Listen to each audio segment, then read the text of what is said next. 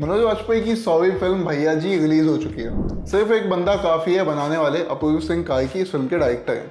ये मनोज वाजपेयी के करियर की पहली फुल फ्लैश्ड एक्शन फिल्म है। यानी यहाँ वो सिर्फ लात मुक्के नहीं चला रहे बल्कि गुंडों के साथ हवा हवाई खेल रहे हैं। जिस तरह का सिनेमा वो करते आए हैं अब तक, ये उससे पूरी तरह उलट है।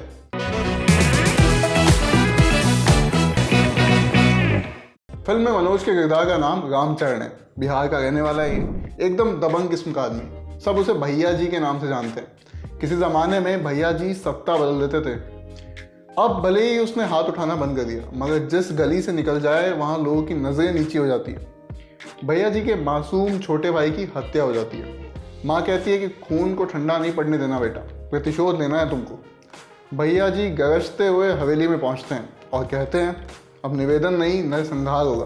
किससे कहते हैं? जवाब है चंद्रभान। रसूखदार आदमी है, दिल्ली का रहने वाला है। उसका जो बेटा है वो शराब और पावर के नशे में भैया जी के भाई की हत्या कर देता है और भैया जी को अब अपना बदला चाहिए। बदले की लड़ाई कैसे पूरी होती है, ये आगे की कहानी है। शुरुआती आधे घंटे में मैं अपनी सीट के कोने पे आकर फिल्म देख रहा था। पहले से पता था कि एक टेम्पलेट मसाला फिल्म है, फिर भी ये देख के अच्छा लग रहा था कि एक मसाला फिल्म को ऐसा ही होना चाहिए।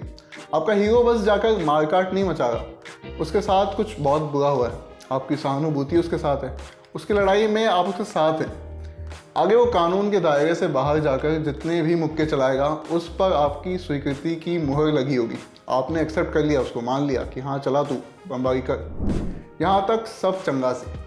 बस उसके बाद फिल्म की राइटिंग इतनी फैली कि उसे समेटना मुश्किल हो गया। जब आपके एक्शन सीक्वेंस भी उबाऊ लगने लग जाए ना, तो बहुत दिक्कत की बात है बॉस। फिल्म के केंद्र में भैया जी के छोटे भाई का मर्डर है। आगे की कहानी उसी से घूमती है। बदले के मकसद को देखने के दो तरीके हैं। एक तो ये कि भैया जी का छोटे भाई से इतना लगाव था कि वो धरती आसमान एक कर देगा, लेकिन उस पक्ष को फिल्म ठीक से दिखा नहीं पाई, जगह नहीं दे पाई। मतलब कुछ ऐसे सीन होने चाहिए थे जो दोनों भाइयों की बॉन्डिंग को दर्शाएं। बाकी दूसरा तरीका है माँ के नज़रिए से देखने का। जब भी भैया जी का किरदार अपने घुटनों पर आता था, तब माँ उसे बदले वाली बात याद दिलाती कि तुमको ये करना है, बदला लेना ही है। फिल्म अपना केंद्र फिक्स नहीं कर पाती कि ये बदला आखिर किसका मकसद है, माँ का या भैया जी का। राइटर्स के लिए एक नियम होता है, ऐसा कहा जाता है कि आप कोई भी एक्स्ट्रा सीन मत लिखो जो कहानी में कुछ ऐड ना करे। आपका हर सीन नैरेटिव को किसी ना किसी तरीके से आगे बढ़ाना चाहिए। ये एक अनसेड अनस्पोकन रूल टाइप है। ऐसे में एक सीन आता है फिल्म में जहाँ माँ को लगता है कि उसके बेटे को की आत्मा को शांति नहीं मिल रही है। तब कोई सलाह देता है कि बेटे से जुड़ी कोई चीज़ थी, उसे पानी में बहा दो, क्या पता उसके आत्मा को शांति मिल जाए। अब इस पॉइंट पे आता है एक फ्लैशबैक। माँ को अपने पुराने दिन याद आते हैं जब वो बेटे के साथ क्रिकेट खेलती थी। बेटे का बल्ला ढूंढ कर निकालती है और उसे जाकर पानी में बहा देती है। आप हॉल में बैठे हुए सोच रहे हैं कि इस सीन का पॉइंट क्या था। ये सीन नहीं होता तो कहानी पर क्या असर पड़ता? कुछ भी नहीं।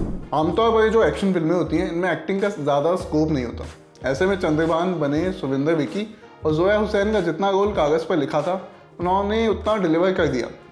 कुछ इमोशनल सीन्स थे जिनमें मनोज वाजपेयी का काम निखर के आया।